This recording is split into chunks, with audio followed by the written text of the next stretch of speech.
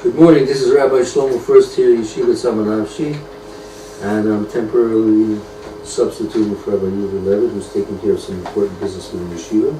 We hope he's successful and can return to us soon.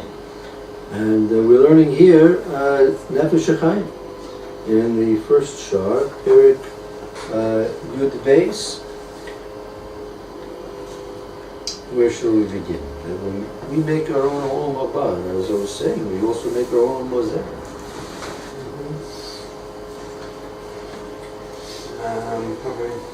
Well, there was a question here, and it says we make our own Olam Haba. Does that mean that we're creating the whole environment, or that we're just creating our relationship to the existing environment? So, for example, there's a mashal I heard, which person passes away. He goes on a tour of Shemayim and Gehenna, and he goes to the Gehenna room, and he sees that everybody, instead of having their regular arms, they have one arm that is straight and it has a spoon at the end. And the other arm is straight and has a fork at the end. And they're just too long. They come like this. They can't reach into the mouth. And there's a big feast on the table in front of them. And then they go to the Shemayim room and they see the same scene.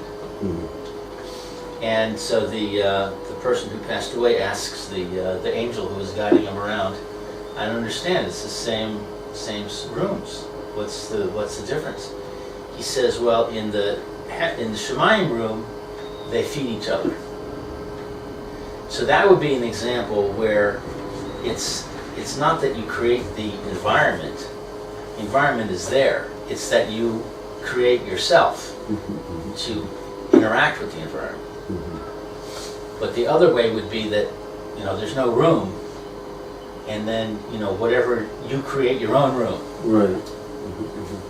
So I'm not sure which it is, which it's saying, which mashal is proper. Yeah, again, like it's the next world being considered completely spiritual is not really privy for us to really know and understand. It's not. We only can have certain glimpses of what it is all about and what it's like based on what the prophets have told us, what I'll speak about. Right, so yeah, it's hard to know. It's an unknown. Yeah, it's really an unknown. Well, the next paragraph. Yeah. Below on room.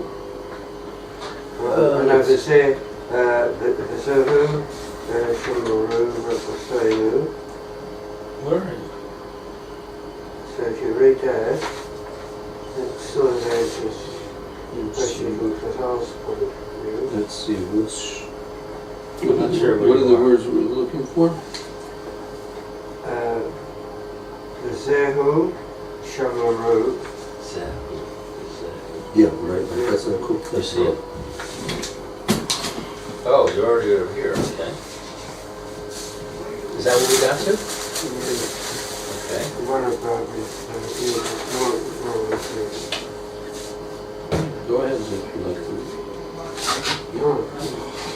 the Zehu, Shamaru, Rapasaynu, the Bracha. It's a bedroom. Call Yisrael, Yesh Lahim, Perik, Le'olam Haba. The Chazal state, each Jew has a portion and is emphasized here to the future world. Now, It says let olam haba, v'lo amru be'olam haba. Yeah, very important idea. It says Kol Yisrael Yishnan Chelik le'olam haba. All Jews have a portion then for the next world. Then in the next world. So what does that mean? They do not say that the portion is in the future world. Shemashmo Hayeh Shalom Haba Mukhan Nayas Habriya Inyan Vidover Seymour. They do not say the portions in the future world, as this would imply that the future world already existed at the time of creation as an entity in its own right. Va'im Yitzdak Hadam Yitznu Lo Bisacharo Chalek Limenu. And if a person would justify getting a receipt of it, Getting what? and if Justify a what? person would justify getting a receipt of it,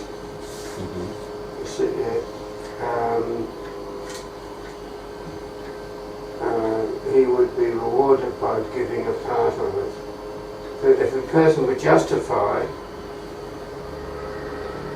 getting it, if he could justify it, then he'd be rewarded by being given part of it, which is what he created, by the way he's created. That seems to contradict itself. The first thing it seemed to say was that he creates it himself, and the second thing seems to say if he's worthy, he'll be given a part of it. I think we should read further on, so I can see. Okay. And go back. The Chok Amar Shekol. How about aval? The next word was aval after you were confused. Aval Ha'amer Ha'ames Ha'alam Haba Hu Ma'aseh Yidei Ha'adam Atzmo Sherechiv V'hasiv V'hisakin Chelik V'atzmo V'ma'asov. However, in reality, the future world is generated by a person's actual actions, whereby he extends, adds to, and rectifies his own portion through his own deeds.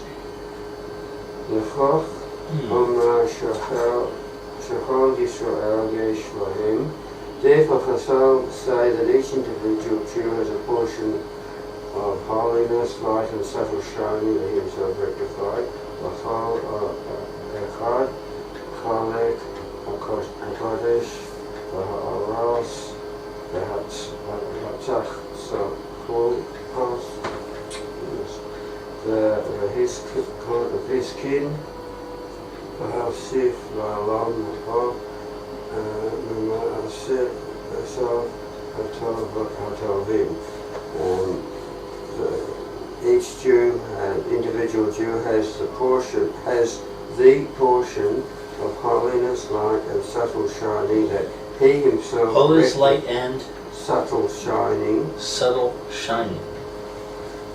That he himself rectified and added to in the future world from his good deeds. And then we refer to note 12 at the end of the chapter, which is titled, "Effect of good is everlasting, impact of bad ceases with punishment." So, Rabbi, what's this word? V'hatzachos. It translated as subtle. So, Brightness? you know what the Hebrew expression, or the Israeli expression of brushing your teeth is? No. Tzach shinayim. Or to shine them. Yeah, To shine brush. them. We call it in English. We call it right. So, or shine your shoes. How would you say if you were to an Israeli? How would an Israeli say shine your shoes? Tzachot line. Yeah, that's right. So that's a shine. So tzach is a shine or a sheen, right?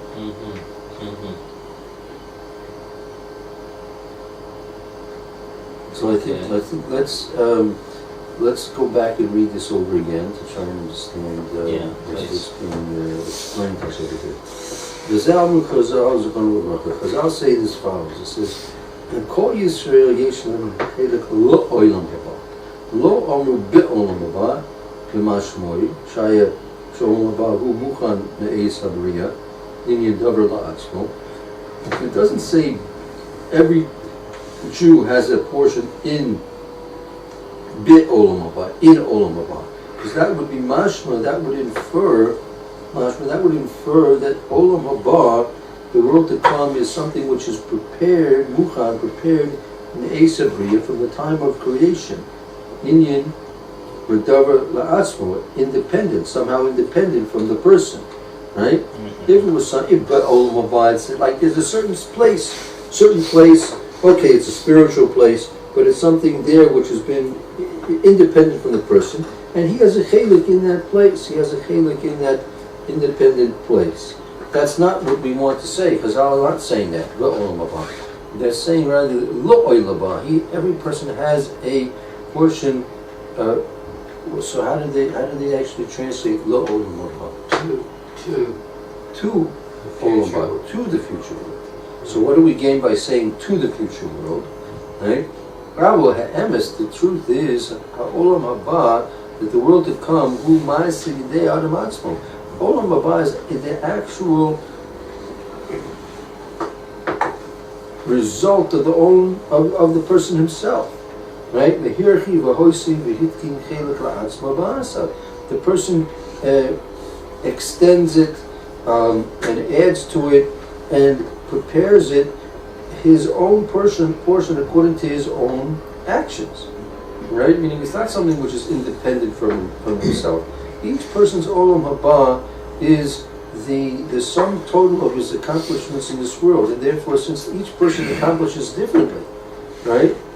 This is what's so crucial for us to try and understand and to live our lives accordingly. That our world to come, right, is going to be the sum total of our accomplishments in this world, right? So we only have our own selves to encourage and to forge ahead with life in doing the best possible things in life that can gain us the best possible portion, lo olam haba, to the best possible portion in the next world, right? The kol echad, each person, chelek HaKodesh, each person is going to have his portion of that holiness and the light there and the shine that exists there. That's going to be hitkin v'hosef la'olam haba v'ma'asav atomim, which is going to be prepared and established and augmented, waiting there for him in the world to come through his ma'asim tovim, through his good deeds. So how does that work if we're going to be together with other people? How can each of us have our own individual olam haba that we created? Right. And so we're each in our own little world by ourselves, and there's nobody else with us. We live in our own house and go out in the street and meet people. Is that the idea, that we have a house, we have different domains? Well, Because I know there's a mashal where they talk about, sitting at a table, and the HaChaim said you can have a seat next to me, and you hear these different little vignettes right. that kind of imply that there's a group, there's a whole Gemara, I think, about Yehuda. He's in a yeshiva and Right, he can't learn, and Moshe prays for him, and then he... Right.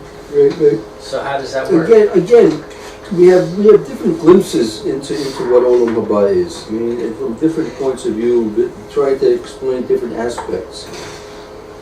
But really,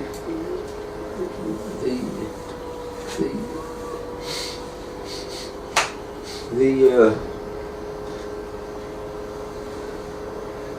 reward that a person gets in olam haba is, how can I explain to you? Like, you have an employer, so he has a big company, hundreds, thousands of employees, right? So the employer is constantly giving out bonuses and rewards and perks, to his employees, each according to the way they function. A fellow just comes in and he doesn't do anything special, so comes on time, maybe he'll get, but the person who's coming in, innovative, and he's doing special things, but maybe extra time, and so he'll get another week of vacation time, or he'll get a bonus or something like that. Right? So similarly, HaKodesh Baruch Hu is going to give each person to according to his output. What did he do good in this world? Right? This is a world that's created that we should do good in. That includes all our mitzvahs that we're all commonly required to keep, and then there's our learning, which we all have a basic obligation to, and then that's the beauty of Torah. Torah is infinite. You can, there's no limit to how much you can learn. Right. There's no comparison. A person just, learns a little bit, here, a little bit there. A person puts his whole day into learning. The HaChaim gives a very frightening mashal that a person's going to have to. After 120 years, so he goes up to the basement Shamayla, and they start looking at, they take out all the records, and they say, well, it doesn't seem that you did too much learning. According to the records, like we're alive a certain amount of years, a certain amount of days, a certain amount of minutes, a certain amount of seconds. And, we had a whole tally based on how much you learn, and it really doesn't match up very well to the time you spent in the world. Right? So what do you have to say for yourself? And he says, well, I had this wife, and she always was interested in travel and this and that. So to make her happy, I needed to do all these things. So he says, okay, well, let's see what the wife has to say about it.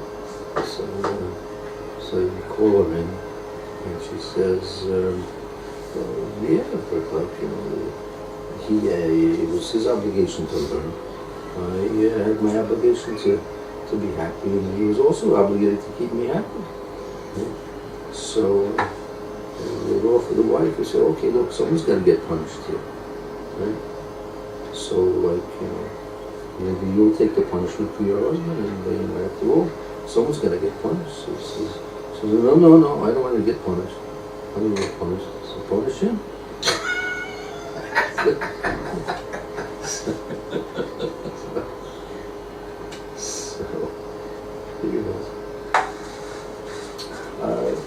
Look, you have to try and realize, like anything else. I mean, that's what a person realizes. Life is a precious thing, and there's a specific amount of time to accomplish things in this world. And HaKodesh Baruch Hu, with his gracious mercifulness, he gives him life, and he doesn't really ask that much back from us. He's doing it for our benefit, right? So. If we try and we are successful, so we'll hopefully be blessed with a good chaylik in the oil.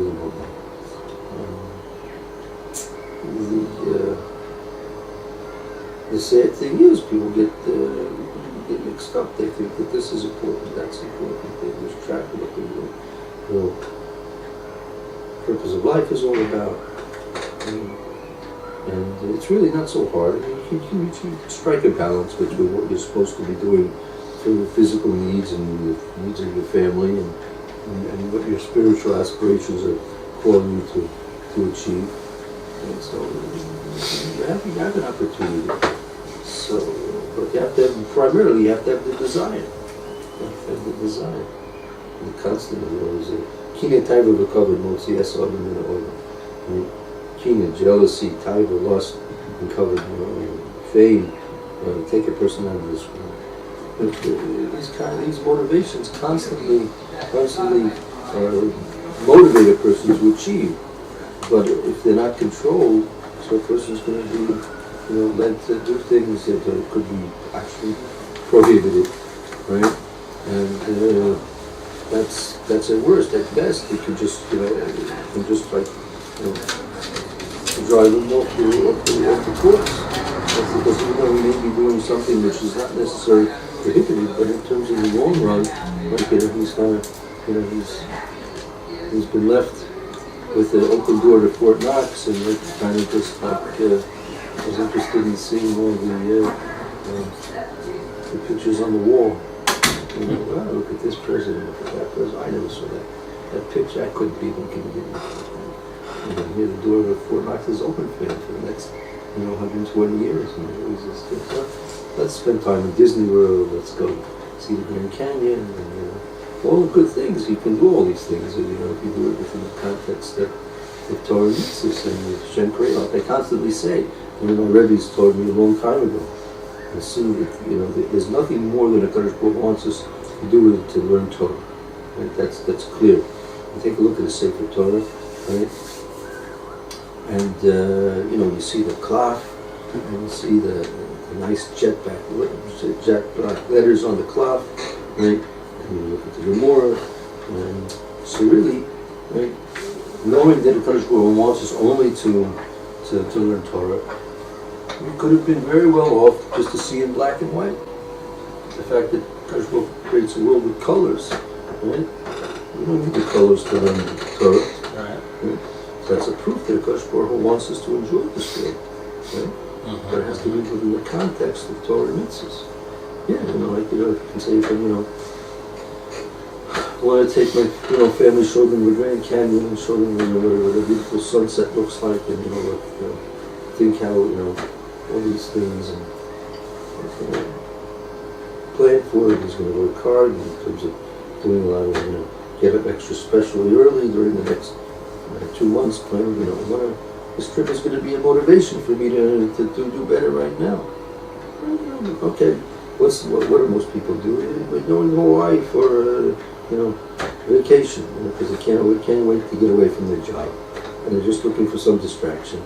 And they're looking for something to brag about when they come back. How many people climb Mount Everest?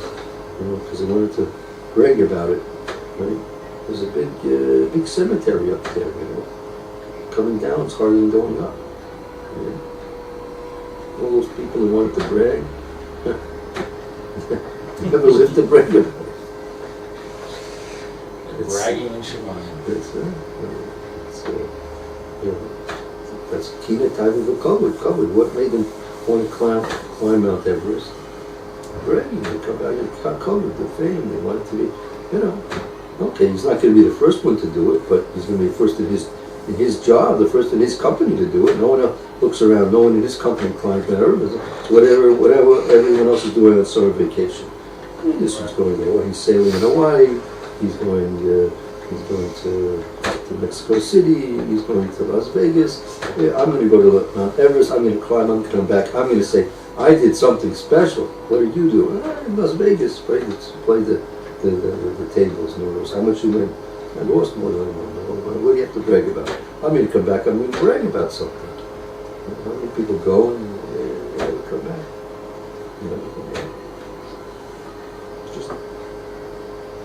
And really, the drive for fame, the drive for covet, is something which is spiritual. It's the neshama wants to go to Olam Haba and be proud of something, proud of its accomplishments in this world. That's what's really driving us.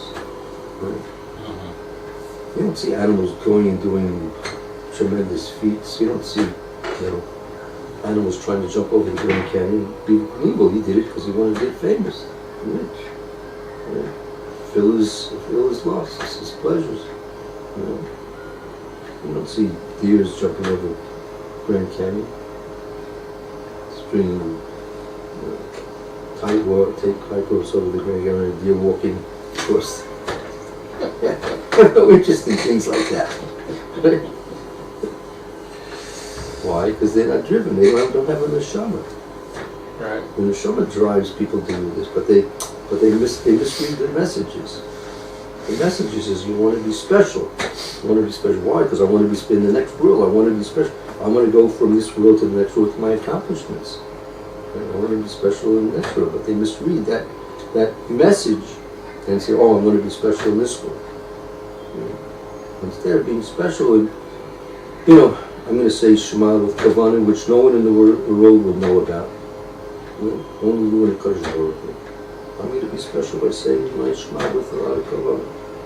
Davening my Shema with Kavanah. No one in the world is going to know about that. Right.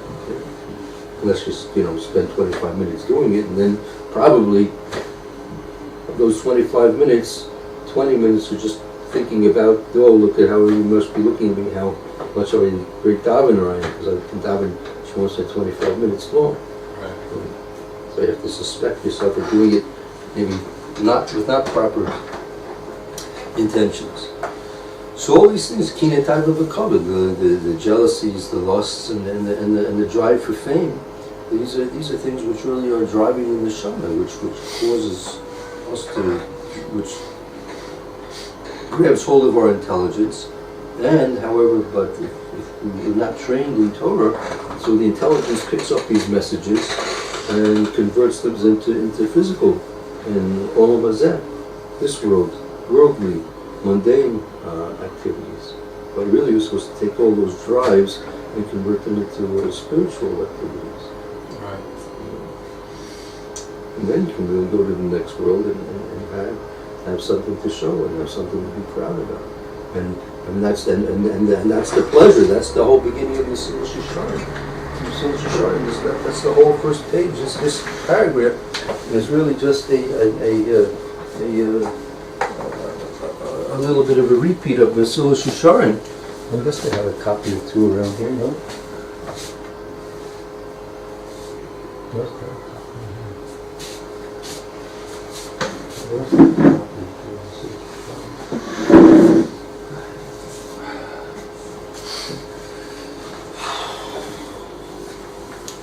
No, do you have a copy of the social shine?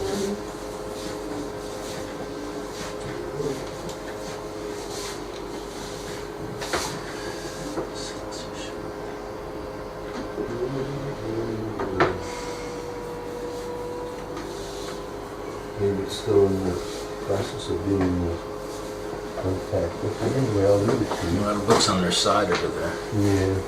Isn't there an index somewhere, a rough index somewhere? Well, could be. It might be in this. Okay, anyway, I have my I'll read it to you.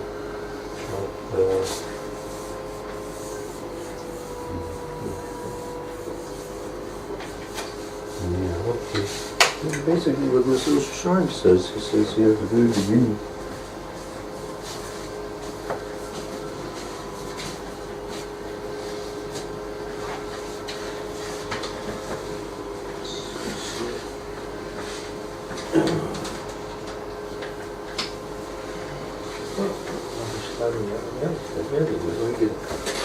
Where could it be in the next room? I think I know where I can find a couple of copies.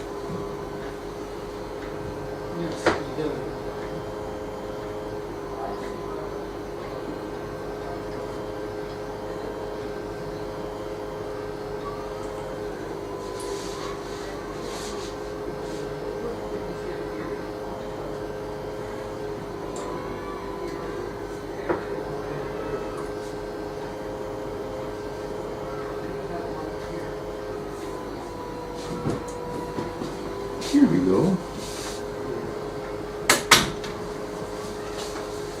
This is the famous Sefer HaChaim, probably the most central svarim in Jewish philosophy of the last 400 years. Here.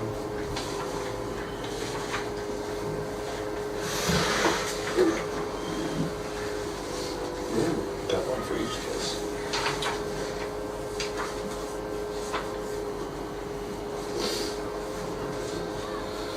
Yeah, what would you like to do if you like?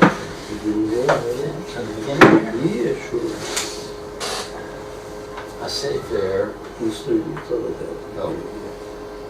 B'veur kalal chovas ha'adam ba'olamo. B'veur, with a well? No, actually, the explanation or elaboration. The explanation of the rule, chova, of the obligation of a person in this world. Actually, no, not in this world, but ulamo, in his world. In his world. Bit. And now remember, based on the HaChaim here, Nefesh, bit and le are he's making a big difference between the bit. So bit oilamo, in his world, meaning, and it's mentioned here specifically oilamo, not oilam, not in the world. It's not. We also have very similarly, just like Olam Haba is a collective of our sum total of our deeds. So it's something which is not independent. It's something which is really an outgrowth of our own deeds, a connection of ourselves.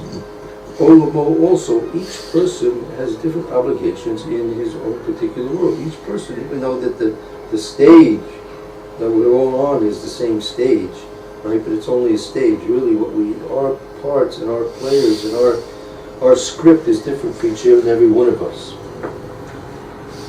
So in that way, it's Olamo. It's in his world. In his world. Okay, so that's the explanation. I think you just turn the page and go to the. Okay. Right. That's right. We're just going to go to the top. That's all explanation. Oh, just the top part. That's the top part, right? Yesod ha-chasidus v'shoresh ha'avoda ha'temima hu sheyis barer v'yis mes etzel ha'adam ma chovaso v'olamo. The secret and the righteousness, chasidus. Yeah, well, so here is like the foundation. Like the foundation. Or like the corner. It's even better, like the cornerstone. Like the cornerstone of Hasidus is like Chasidus. That's devotion. Devotion. The shoresh and the root, ha'avodah, of service. Right, like the source. There's the root, the source, the source. I mean, what is the source of his? What's the wellspring of his service? Tamima, his inner service. Oh, tamima meaning perfect. Avodah tamima, perfect service. It is sheis barer, to be clear. Yep. These mace and truthful. Yes. Concerning a person, what his obligations are in this world. In his world, in his world. In his world.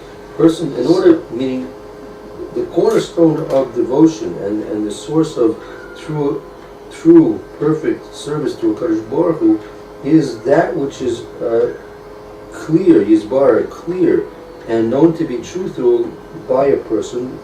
What is his obligation in his world? Meaning, at any given moment of life, a person has to be clearly aware of what he's obligated to do. So the secret of devotion and the root of perfect service is the clear and truthful awareness of one's obligations in his world. Right. Because not what's obligated for one person is not going to be an obligation for another person. Right. Of course, we're not. Again, and this is not we're not talking about basic Shulchan Aruch. Basic Shulchan Aruch, that's equal to everybody. That's like basic training. That's everyone's got to do that. We're talking about beyond that already. Right. The ulama tzarich sheyasim mibato umegamaso b'chol asher hu amel kol yemei chayav. And for what he needs to place mibato, I don't know what that is. That's his viewpoint. His mabat is a person's view, his outlook. To place his outlook. Megamaso, megam. I don't know what that is either. The megamaso is also very similar. His outlook and his strategy. In everything that he endeavors, all the days of his life. Right. So, and what he needs to place his outlook and his strategy in everything that he endeavors to do in his life.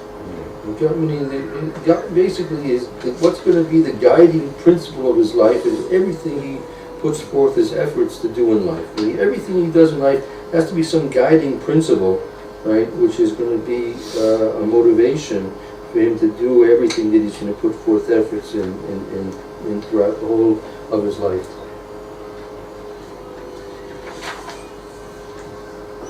Hine ma shehorunu chachamenu zichronam livracha hu. And we see what shehorunu. I don't know what that is. That's what they have taught us. That the sages of blessed memory have taught us. What is that? The sages have taught us the following: Sheha'adam lo nivra ella lehisaneg al Hashem v'lehanos mi ziv shechinaso. That a man does not nivra, create. He has not been created. In the past tense, he has Adam lo nivra. Was not created. It was only created lehisaneg al Hashem, to contemplate, to gain pleasure. To gain pleasure from Hashem. V'lehanos mi ziv shechina, and something with Hashem's spirit. V'lehanos, and to get pleasure. Mi ziv from, I don't know, from the radiance. Yes, good, very good. Of Hashem's spirit. The Shekhinah, the presence of Hashem, Right. meaning the whole point of being created was only in order that a person should gain pleasure from Hashem and to bask in the shine of the presence of Hashem. Really, I thought it was to perfect ourselves. Well, that's only because Hashem being perfect. If you want to get any of these things, if you want to benefit from the presence of Hashem and to bask in the presence of His presence, so you have to perfect yourself. Something which is imperfect is not going to get close to a situation like that. So our perfection is really twofold. It's because being perfected in and of itself is something which is desirable, and secondly, our perfection, the level of our perfection, is going to be the level of how close we actually get to HaKodesh. So is this a process of nullifying our ego? I'm not sure if that's exactly the process which is taking place here. I mean, it might be part of it. Yeah, it might be part of it. I don't know if that's the. I mean, okay. So the ego has a certain connotation, psychology. Excuse me. It's personal selfishness. Well, it's selfishness. That's ego. I don't know if that's again. How do you define the ego into the context of what you're referring to? When you refer to when you My sense of self, my individuality, my persona. Am I basically gonna just give that up so that I become like a flatworm? How does this then relate to what we just said? We're getting there. You getting there? We are working on it. We're getting closer every word. But you should know that those who there are three major examples of hysterical personalities that were devoted themselves to the highest degrees, and they in fact accomplished the most in this world. Right? Moshe Rabbeinu was one of them all four of them, right? And he said he was, Manach, said, what I'll be, and referring to Aaron as well along himself. Then we have David Melech. He said Talas, he's like a worm, right? Sorry, you said what? Talas, he's a worm. David is a worm. Right? And he was a king. If you don't smile at the king, you could have your head roll. Not with the body, just on its own. Serious. And then find out Avram Avinu, that is Afar Ephraim, dust and Ashes, right. So the people who accomplish the most in this world, and no other people in this world accomplish as much as Moshe Rabbeinu, right? Avram Avinu, and David Melech. No other person, no other human beings come close to what they accomplished. He doesn't include Tsama. Yeah, he didn't say anything like that. He didn't say. It was great, very great. It's a vintage. Right. Those were, so they were the ones who were, to the highest degree, did away with themselves. The more you do away with yourself, the more you allow that Hashem just takes over. You're just like a conduit for Hashem to take over. The more that we have our own ego, that interferes with the influx of Siyata Yishmai. It's a hard thing. But and people think that they lose themselves.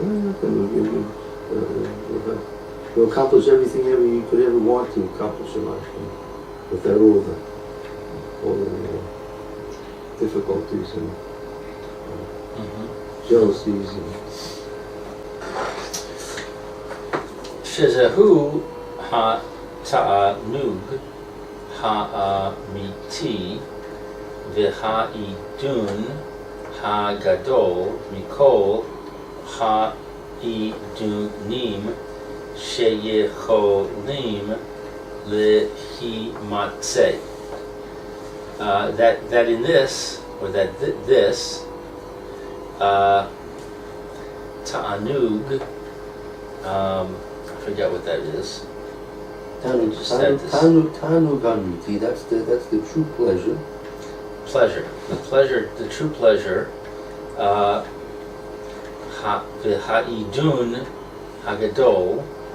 I forget what ha'idun is. Ha'idun is like